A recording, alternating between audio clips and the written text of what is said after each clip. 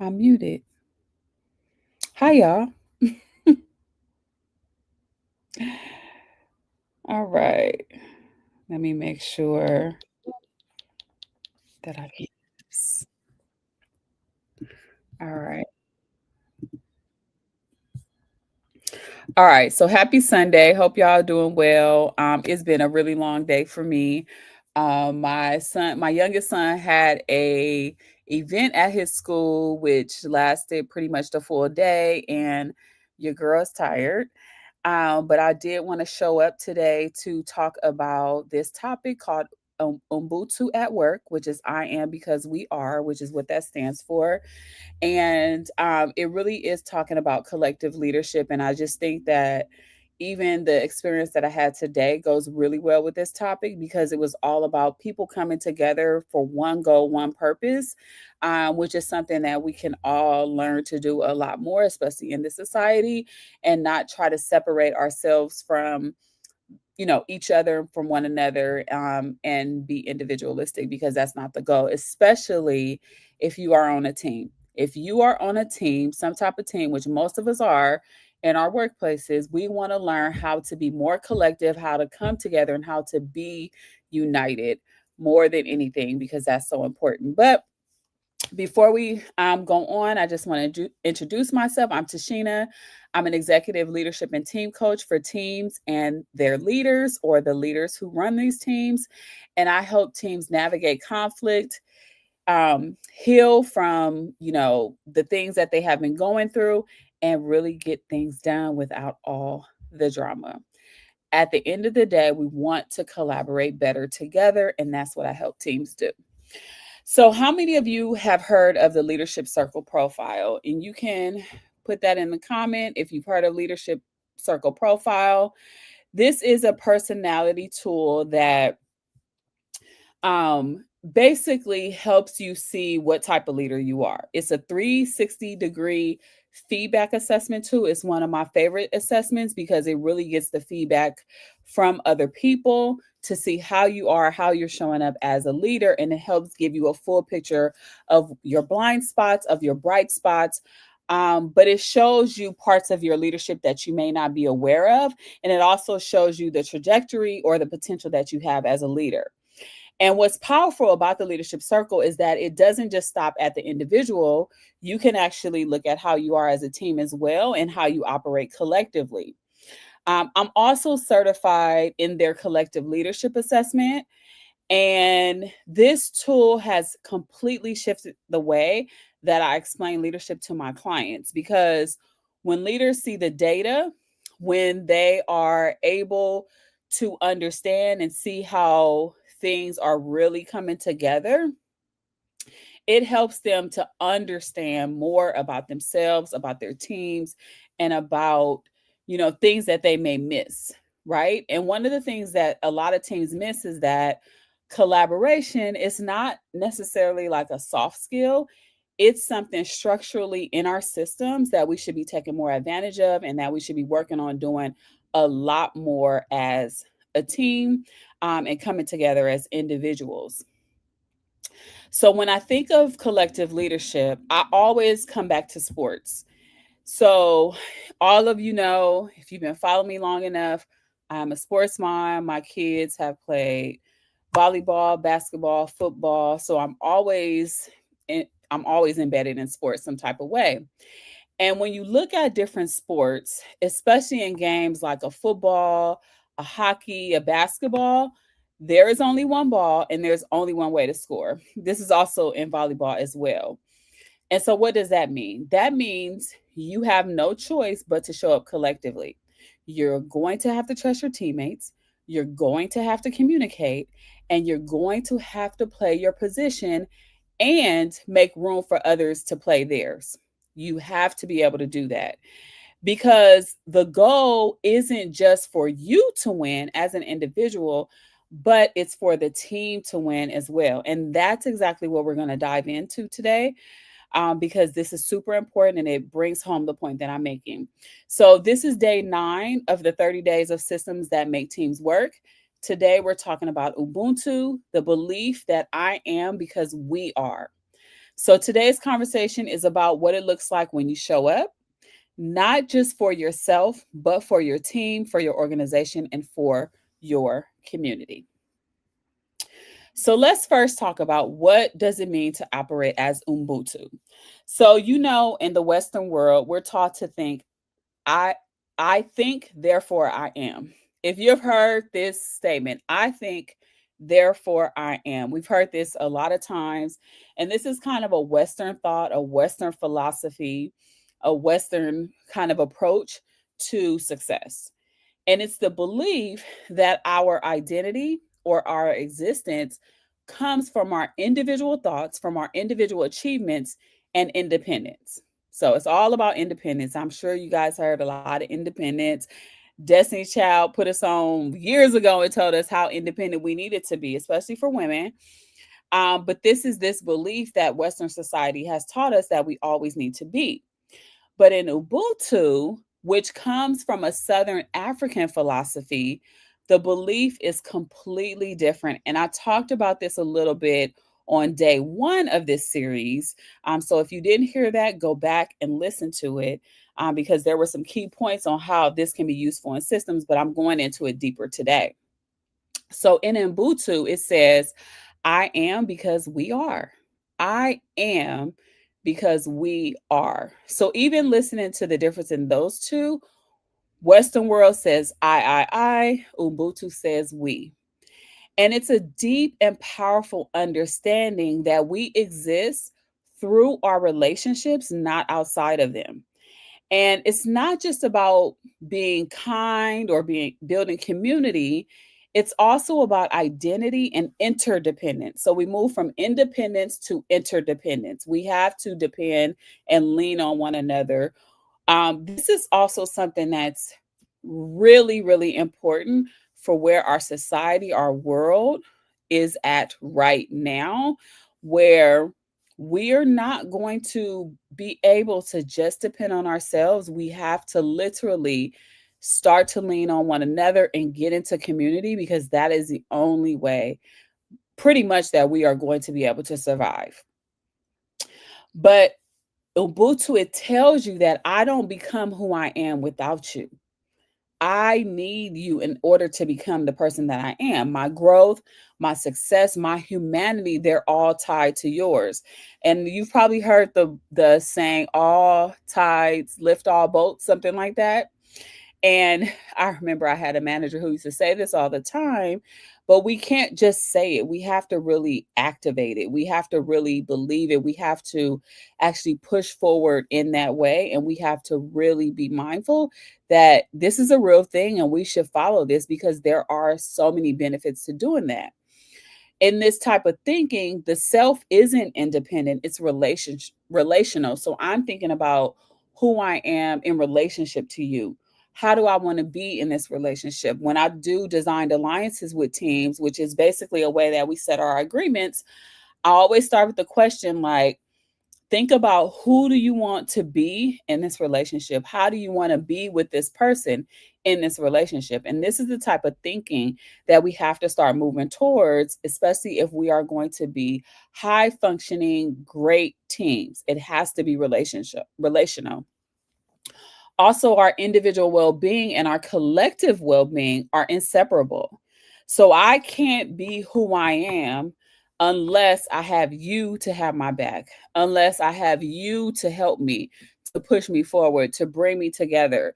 And on teams, especially if we have a bunch of people that's just thinking independently, and you all have the same goal, but if you're thinking independently, things will not come together so that you can move forward. Now you're having to piecemeal all these different things, different knowledge sources, you have different silos happening, and it gets harder to be successful as a team. So we need to understand that my individual well-being, so how my burnout level, how do I feel, my mental, my physical, my emotional well-being is tied to our collective well-being. It's kind of like saying, if I'm not doing well, then I could put that on everybody else. Energy attracts other energy. Energy bounces to other energy. And so if my energy is not well, it can go on to somebody else on that team and make us all literally not successful, because now we're trying to babysit each other's kind of emotions and who we are. And so we always have to be careful about that. Yes, a rising tide lifts all boats.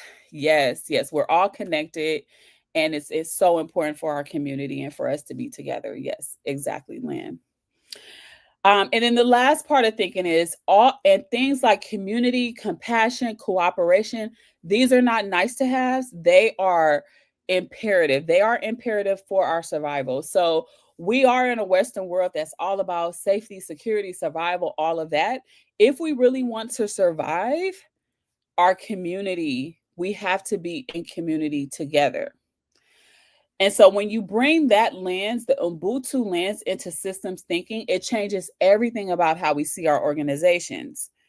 It rejects like this linear individualistic idea that one person is either the hero, the boss, the high performer, can fix or drive everything. I'm pretty sure some of you have been in organizations where you're like, why is it that they always choose this one person to do everything? Or this person is always with the spotlight, or this person always selected or chosen.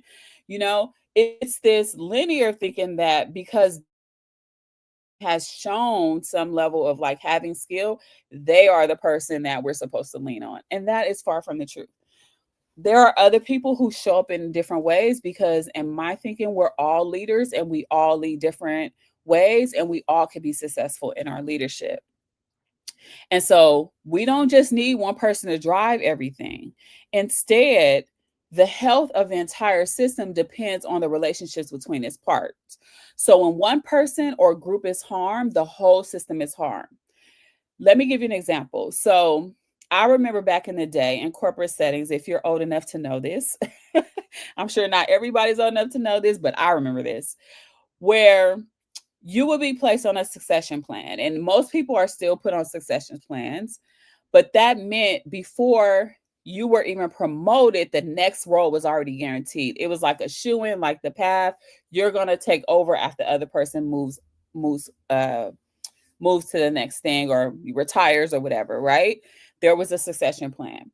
And it sounded very strategic, right? Because you're literally grooming that person to take over. But here's the harm. Everyone else, people who were just as talented, just as ready, were excluded. The promotions weren't always about capabilities. Sometimes they were about the connections. So sometimes it was because that's my friend, that's my buddy, we've been working together. I'm just going to make sure that they are going to be the person to kind of take over in this role. And then sometimes you had to even kiss the ring to be chosen. Y'all know this, the phrase kiss the ring is kind of like kissing butt. And you had to do that in order to be chosen, right? That's how it was back in the day. And that's how individualistic systems work. They reward proximity to power over collective potential. And we know that everyone doesn't have access to that power structure, that power kind of center in organizations. Some people are literally left to the side or left behind because of a number of reasons. And so if you weren't close in proximity, that could limit your ability to actually get an opportunity. I see this a lot in hiring right now. Even when there are recruiters, there are people going after and looking for people, headhunters, things like that. Certain people, if they are closer in proximity, you get selected. And for some of that is good. Like I always talk about networks and having a powerful network. And so that's wonderful. And I think you should use your network and you should lean your network or leverage it in order to get to the next thing. But I don't believe that you should X everyone else out. You should actually take a broad look and look at everybody else. Because when you do this, it doesn't just harm a few people, it can weaken the whole organization. And it can weaken the whole organization because you may have not done your due diligence to actually choose someone or select someone who actually has a lot of potential, and they may have a lot of smarts, they may have some knowledge that is necessary, but because you want to get your best friend in, now you weaken the whole organization and you actually don't have the knowledge that you actually really need to be successful. And thankfully, there are some organizations that are shifting. They're creating formal hiring processes. There are open applications. There's more transparency around pay, around things like that. And it's perfect, but it's a move toward equity. It's a move toward this idea of I am because we are Ubuntu. And because when we only think about individuals, we will risk the entire system all the time. But when we think collectively, we can build systems that can actually thrive, that can actually survive, and that can actually move forward and just be a barrier to any type of market changes. So when we design solutions, we can't just optimize one part. We have to honor the entire system. And when you apply Ubuntu inside a team or organization, everything will shift. You'll see that success will stop being about individual achievement and start being about collective achievement. So, can you imagine an organization where your review is based on your just you by and how much more successful or more of a win, more wins you have as a collective? That would be amazing. That would be a good system to have because now I'm not trying to do whatever I need to do in order to be better than the next person. Now I'm like, let's all get together and we put our heads together. We're going to be better. Leadership also becomes shared stewardship and not command and control. So now we're all responsible, we're all accountable, and we all get the decision making authority. We all are empowered to do things and do things collectively versus someone at the top saying, you got to do this. This is what's supposed to happen. This is what you need to do. So there's not a lot of command and control. And then you even have feedback and conflict becomes acts of care and accountability, not fear or hierarchy. If you came to my live, I think Friday, where I talked about the different hierarchical systems. If you haven't listened to that, go back and listen to it because I talk about these different type of hierarchies and it's so important for you to know which type you have in your organization because when you figure out what that is, it actually helps you to build solutions that you will be so that you don't be in these systems where it's all about command and control, like the army, the military, the mafia, the militia, things like that. We don't thrive and we don't move forward based in systems like that. We need care. We want somebody to think about all of us and think about us holistically as a human and really want us to thrive. So Ubuntu is a system of we. It's what happens when we stop asking, how do I win? And start asking, how do we win together? Okay. So that's what that is. Now, there are a lot of organizations that still operate with the hero mindset. So we're going to celebrate the one person who saves the day. We're going to celebrate the top performer, the visionary, the one who did it all. Okay. One of my most popular, one of the most, not mine, but one of the most popular stories that get referenced in leadership circles actually is this hero's journey.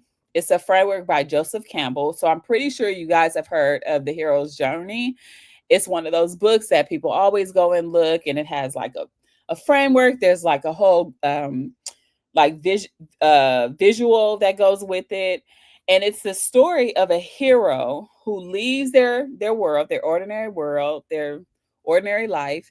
And when they go somewhere else, they face a lot of challenges, but then they start to transform through that struggle and then they return back home and things are changed and they're a better person, right? And we know a lot of people like that. We know a lot of people who they leave, they go through all these challenges, they find themselves, they come back, they're better. I think of even my daughter, like she's off to college now, and sometimes I wonder, like, oh, who is she going to be when she comes back?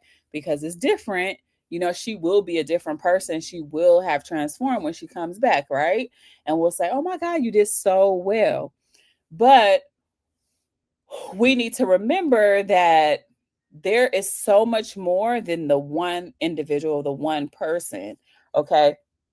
Because none of us do things on our own. But this journey, this hero's journey, it shows us like this is a system or a pattern that happens with transformation, but it misses the relationships that are involved. Okay. And so the hero's journey is, it takes what happens in isolation, that growth is a solo act. One of my favorite authors, Minda Harts, always says success is not a solo sport. And it's not. Success is not a solo sport. And we can't say that we transformed in isolation by ourselves, because in real life, change doesn't happen alone. It reminds me of that old saying where you say, pick yourself up by your own bootstraps.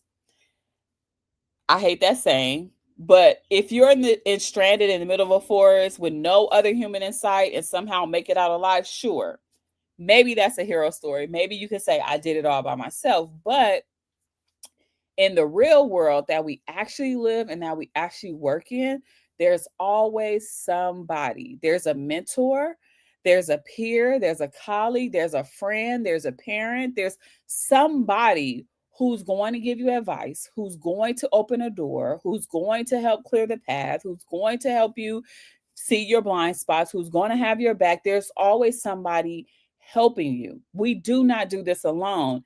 And when we pretend like we do, what happens is, you know, we erase the people, we erase the systems that made our success possible. We erase all of that.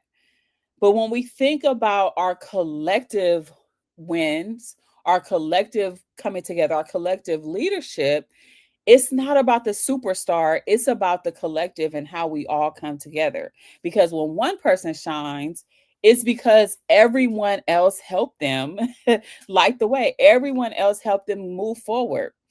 The systems that elevate individual wins over collective wins will always fracture. They're never going to survive. They won't move forward. They won't be what they could be. We won't move forward. But structures where collaboration, mutual care, shared success are baked in, those are the type of environments that you want to work for. Those are the type of environments that you're like, oh my God, this is just the best place to work.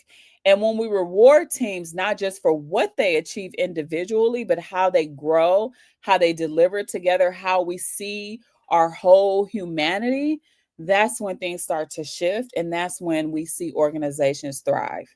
It's just like a perfect recipe to the type of organizations that we actually want to work in, and that feels good. I think about this all the time. I think about sports. Like, I use this when I usually do the leadership profile, circle profile, is I do talk about football, because football is such a great example of, you need every single position or you will not win. You need the quarterback, you need the line, you need the running back and the wide receiver, you need the offense, you need the defense, but you also need the coach on the side of the field. You need the people in the office that's managing. You need it all, or you will not win. Can you imagine if the quarterback was trying to do everything by themselves? Can y'all imagine this? If you can imagine this and some football team that does this, let me know. Tell me I'm wrong. But what I know in America with football, you need every single position. But in our teams, we don't show up in a line. We don't show up as a line. Like, they call it the line in football, which is basically all the guys kind of there to defend the ball, to make sure that the other team doesn't run into them, and so that they can get through to hit the touchdown. We don't come in a full line. Everybody's trying to do their own thing. Everybody's running any we if that happened, and that happens on teams, we can't make the touchdowns that we want. So I always think about football. I just want to keep that visual in your mind. Like, ask yourself the question the next time you're working on something with your team: how are we showing up as a full line? Who is preventing? Who's the defense here? Who's the offense? Who's going to be the person that gets the touchdown, knowing that everybody else has a role as well? We have to think more like that. So let's talk about feedback and decision making in the Ubuntu system because I want to bring it more tangible, more to home so that you understand. So again, in Ubuntu, accountability and care are inseparable. So accountability and how I care for you go together hand in hand. They they are not acceptable. I hold you accountable not because I want to control you or catch your mistakes, but because your thriving is connected to mine. If you do not think again on the football field, if I don't hold you accountable for playing your position, then we all are going to get tackled. So I have to hold you accountable to the way that you should be going. That means feedback isn't a punishment. It's not about correction. It's really about care. It's about care. Anybody go and see the movie Him? Anybody go see the movie Him? A lot of the critics said they didn't really like that movie. I like that movie because I'm a sports mom. So I understood exactly what it was going to and exactly what they were talking about. But there was a part in the movie where Marlon Wayans' character asked who wanted to volunteer for this particular thing. And he said, some guy raised his hand, and he said, me. So he went over to like this machine. This machine was a machine that every time the quarterback did not do what he was supposed to do in the allotted time, which is probably like 2 seconds or something like that. It was really fast. The guy who volunteered would get hit in the nose, hit in the face. And he got hit so many times. Like he got hit, his tooth got knocked out. It was like a really bloody, gory scene, right? But the point here was Marlon Wayans told the quarterback, you are responsible for your team. You are responsible for their well-being. When anytime something happens, they're going to look at you as the person, right? And so this quarterback had to look at this as like my role, me playing my role the right way that I need to play it is important for the well-being of my entire team. Now, we're not getting punched in the face at work, and we're not like, you know, we're not going to get hurt per se physically. But if something happens where I can't do my job, where there's supposed to be handoffs and I can't do it when I'm supposed to do, if a decision can't be made when it's supposed to happen, it breaks down the whole system. It's like an assembly line. It breaks down everything. If I don't get something done in time, it's going to break down everything that needs to happen. And now, collectively, we're not responsible. But there are some leaders who will say, well, it's that person's fault. It's not this person's fault. It's that person's fault. It's not this person's fault. And that is not how we should look, because collectively we should be both rewarded together and get feedback and be accountable collectively together. I remember when we go back to feedback, the best feedback I ever received was someone who eventually became a mentor to me. And at the time, at the time I was working as an administrative assistant. And towards the end of that role, things got hard for me. They really did. And there was some blind spots that I had. We all do. We all have blind spots. And she would pull me aside and give me feedback with so much kindness and so much intention that it never really felt like she was tearing me down. It literally felt like she was building me up. She was watching my back and she was making sure I can grow. Like it didn't feel bad, right? And that's the feeling of a system of Ubuntu, because feedback is rooted in mutual care. It's rooted in collective accountability. She was accountable for making sure I got the feedback. I was accountable for doing something with the feedback, because collectively we needed to be successful. Y'all understand? You following me? Put in the chat if you're following where I'm going and what I'm talking about. But we see that transparency, trust, repair, they aren't just special moments. We don't have to have a whole ceremony for these type of things, but they're a part of the daily workflow. Okay? And then when we talk about decision making, if you caught me on my live on Friday, again, You remember that most organizations in the US operate in what Frederick Laloux, who is the author of Reinventing Organizations, he calls orange systems. Orange systems focus on innovation, competition, and results. Innovation, competition, and results. In those type of systems, one person decides and everybody else follows. That's it. One person decides, everybody else follows. And what happens in this kind of hierarchy is people stop moving work forward without approval. They're like, I'm just not going to even do it. I'm just going to wait. They'll hesitate to take any risks because now they're like, oh, I better not do that. I just better wait until somebody tells me. The morale drops. Now I don't feel empowered, and empowerment disappears. I don't feel empowered. I don't feel like I'm even capable. It is so confusing to me how we hire amazing people and people go through so much to get hired and so many interviews, and then they get there and we want them to drink our Kool-Aid. So now, like, this incredible person with all these degrees, certifications that you required, all of a sudden doesn't get any decision making authority. All of a sudden. So, this system of hierarchy where there's only one person who decides, this type of system teaches people to wait. It doesn't teach people to lead. Just wait on me, wait for my authority, wait for my control, wait for my command. That's it. It's exactly how the military is ran. Wait for one person's command. You are not a leader. And I'm I'm not about that life. I teach my teams that you are all leaders, formal title or not. If you go catch my podcast, Leadership Beyond the Title, I have different stories about how do we lead in the world that isn't affiliated with a formal title. So go check it out. But in Ubuntu systems, decisions are shared and every choice considers its impact on the whole. I'm thinking about how does my choice impact everyone around me? Our families, if you are a parent, if you are an auntie, if you are an uncle, if you are a grandparent, if you are a sister, brother, spouse, whatever, when you are living in the same household, don't you think how your decisions is going to affect everybody else? Or is it just me?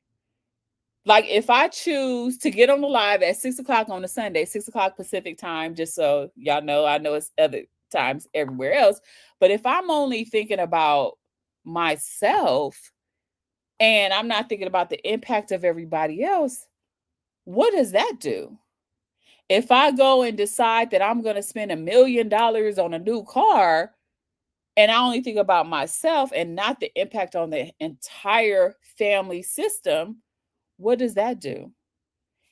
We have to start thinking, what is my impact of taking this action on my environment, on my system, whatever your system is, your work system, your family system, your, parenting system, your athletic team system, whatever it is. It's not about efficiency at the cost of belonging. It's about collective stewardship. So I'm not just trying to get shit done, right? I love getting shit done. And I do say that I help teams get shit done, but I help them do that collectively. I'm not going to push you out to the outskirts. You're not going to be in the margins and not your voice won't be heard. We're going to bring you in. We are going to bring you in. When I worked internally as a coach, we practiced this kind of distributed decision making where, sorry, each of us work with different teams and we had the autonomy to decide which coaching sessions we would take, how we would structure those coaching sessions. So we had the distributed decision making and we would come and we would talk collectively about how it went and we would share and we would give best practices. And it's how we all learned different techniques, different skills, different exercises or activities we would do in the sessions. And we just kind of did it that way, but we had a distributed decision making process that helped all of us learn and grow collectively. Shout out to that team. Y'all know who you are if you are watching this. But that was one of my best teams that I've ever worked on because it was flat. Like there was no hierarchy. It was really a flat type of system. And, because decisions were made, the people closest to the work made those decisions, whatever team you were connected to. everybody's voice was heard, and the outcomes were much, much stronger. Much stronger. I know you all know what it feels like for somebody who knows nothing about the topic. They have no idea what's going on, but they are making the decision for it. And you're like, come on now. Like in the words of my kids, bro. They're like, come on, bro. If you have teenage kids, you are probably not mom. You are probably bro. Okay. I've officially become bro. And you can imagine what happens when they're like, oh, yeah, we'll do this. And you're like, but down here, like, this is happening. Like, if we make this decision, this is going to, like, it fractures the entire system. It weakens the entire system. I said that at the beginning. And so this kind of decision making where the person closest to the work makes the decision is a system, is the type of decision making that we all can thrive under.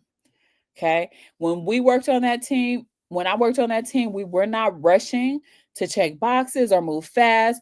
We were moving with care, the care of who is in front of us. When we say meet people where they are, that's how you meet somebody where they are. You don't try to rush it. Okay. Decision making in this Ubuntu type of system, power is shared, the wisdom is distributed because now we're all learning from each other, and the actions taken is with the whole in mind, not just with myself, not with just one person. It's the entire whole, right? I know in teamwork sometimes people ask me like, do you just work with the leader? Do you work with the team? If the team says something, do you go report back into the leader? No, no, and no. And sometimes yes. So I like to actually bring the leader and the teams together, and there is coaching for the leader in service of being a better leader to their team. And what happens on the team has full decision making authority on confidentiality. And if the leader wants to know, they have to get that permission from the team. What can we share with your leader so that they're on board, so that they understand what's happening and what you're working on, right? Because that's important. I'm thinking about the whole. I'm thinking about everything around me. I also want to just hit on this last point, which is scarcity, because this is one of the biggest barriers inside traditional systems, especially those orange systems. And it's because in these systems, scarcity shows up everywhere. It shows up in power when people hold all the decision making authority. It shows up in information hoarding when only certain people have access to what everyone else needs to do their job well. And it shows up in recognition when the acknowledgement and the credit are treated like rewards instead of something that freely should be shared. Like we should always just be sharing. I was just thinking about I need to go to the store and I need to buy some more thank you cards because the event that I had today at my son's school, there were a lot of parents that just showed up and just like they just dived in. I'm so proud of the parent community that we have. And I'm like, I want to write handwritten thank you letters to all of them because I'm so happy that they showed up. And it's not about like a reward. It's really about I want to share this freely because I really appreciate them. And I want them to know the appreciation because I have care for their time, for the time spent, for the money spent to come to this event. And so we want to see recognition more like that. But in scarce environments, we are not seeing that. It's kind of like, you're not going to get anything until you do this thing. I'm going to hold this bonus over your head unless you get a 110% increase in ROI. Or I'm not going to give you this promotion until you kiss the ring. And they might not tell you that, but that's sometimes what it is. Okay. For the past year, I've been working with with several kind of county government teams. And what I've noticed is this: government systems are notorious for scarcity. And you've probably seen this. It is so much scarce kind of thinking happening right now. I mean, you could have it all and still feel like you have nothing. Have it all and still feel like something is still being taken from you. I don't have to go into detail. If you're picking up what I'm putting down, you know what I'm talking about. And normally power is abused, information is tightly controlled. Yeah, so those NDAs that we're gonna make people sign so they can't tell information. Yeah, that's happening right now. And recognition is almost non-existent. I'm not gonna tell you what a great job you did because that's what you were supposed to do. And what that creates is distrust. So now I'm starting to question one another's other people's motives. I'm starting to have assumptions, and we know what assumptions mean, making an ass out of you and me. But those things start to pile up, and the more scarcity you have, the more of it you create, which multiplies inside the system. But if we look at Ubuntu again, it flips that on its head. It says, my abundance is tied to yours. When we think about organizations, and I'm going to use this because this is coming to my mind right now. When we think about Black Panthers and they started like the free lunch programs, it's not because they had a lot of money, but they knew if the children eat and they feel fed, it's attached to my well-being because these are our future leaders. These are the people that I need to survive because they understood their abundance is tied to the abundance of their children. And in practice, like if we're thinking about like tangibly, we create shared learning systems where information flows freely. I talked about this coaching team, internal coaching team that I was on. The information flows freely. We learned collectively. We shared our learning. We provide open access to resources so everyone can contribute meaningfully. And we build recognition rituals that celebrate collective effort, not just individual wins. I want to hear more. Oh, you guys did a good job. Oh, that was amazing. Oh, you guys came together. Oh my God. A lot of that is in sports. We know strength in numbers. We talk about the Warriors. Yeah, Steph Curry does his thing, but he wouldn't be able to do his thing without everybody else, right? Can you imagine if the Warriors operated in a scarcity environment? If Steph Curry hit shots but didn't pass the ball, if Draymond Green locked in the defense but refused to communicate, or what if every player focused only on their individual stats instead of the shared goal? What good would it be? They wouldn't win championships. I know that. They would not win championships. But they do win them because they play as one system. On the first day of the series, I talked about the what's it called again? The American team. I don't know, my mind is losing me right now, but I talked about the Olympic team, the American basketball Olympic team. Can't remember their name. And it had like Michael Jordan and all those on there. And when they didn't play as a one unit, as a one system, like everybody was a star, the superstar, they were not winning. They were not winning those games. Okay. So we want to see more collective in our teams and we don't want voices to get lost. We don't want people to feel like they don't belong. But when they win, every pass, every screen, every shot is connected. I remember when I first started learning like how to keep score, and I learned like in football, basketball, all of that, like they are counting rebounds, they are counting steals. It's not just every shot. But I guarantee every shot is connected to a pass, a steal, a rebound. It's connected to that. Okay. That's what we see in abundance. That's what we have an abundance mindset. That's when we know it's real. Okay. So here's what I want you to take from today's conversation. When we talk about Ubuntu, we are talking about I am because we are. And what we're really talking about is systems of care, systems of accountability, systems of abundance. We have been taught in leadership, especially Western styles of leadership, that power lives at the top, that whenever you get feedback, you're critiquing, it's a criticism, you're hating on me. I hear that a lot. They hating on me. That's why they give me that feedback. That's why they got something to say because they hating on me when I could just be really in care of you. I remember giving feedback to somebody and I was like, hey, check this out. These are some of the blind spots you may have, and I just want to share them with you and I want to let you know.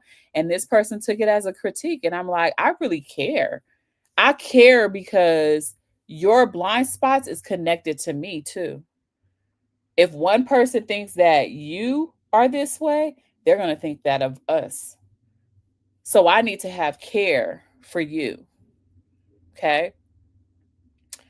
And then it also believes that success belongs to the one who shines bright like a diamond, bright like a diamond with little Rihanna, right? So that's what the Western world teaches us. But Ubuntu reminds us that none of that is real. It's all subjective. Because I guarantee one person may think you're amazing in one team, and another person might think, oh, you're just okay on another team. It's all subjective. But systems work when relationships work. And when we realize that power isn't meant to be held, it's meant to be shared, and that feedback isn't about control, it's really about me caring about you. And when we operate from scarcity or from hierarchy or from fear, we will break the system. It won't work for us. It doesn't. But when we are interdependent, when we believe we're connected in some way, when we feel that we're operating from a place of abundance, if I'm operating from a place of abundance, I know everything is always going to work out for me. If I'm operating from a place of scarcity, I'm like, what can I take? Because nobody's going to be better than me. So we want to operate from a place of abundance because scarcity means you'll never have enough. You'll always want more. And then we start operating with a shared purpose. I believe shared purposes are always important. It's how foundationally we learn to move forward. Okay. Because these are the systems that sustain us. A system like this will sustain us. It's sustainable over time. We don't go into burnout and all these other things. So I want you to pause and think, where in your team or your organization are people surviving instead of thriving? Where are decisions being made in isolation instead of in connection? And where can you build this Ubuntu system that honors the we instead of the me? What's the next project you could say we're going to come together instead of just me? Because that is how we create the workplaces that we really are successful in, that are more human and that are ultimately just more powerful. It's just a better place to work, right? Because when one of us win, we all win. Okay. This is the system thinking I want you to start to think about because, again, we don't want to silence voices. We want everybody to feel like we have a place to belong. So that's all I got for you today for this live. I will be back tomorrow, I believe around 2:30. So I will post that. But I hope this was helpful for you. I hope you got something out of it. And let's make these systems, let's make these teams, these organizations, places where we honor all humanity, we build community, and we see each other as whole humans. All right, talk to you soon. Bye.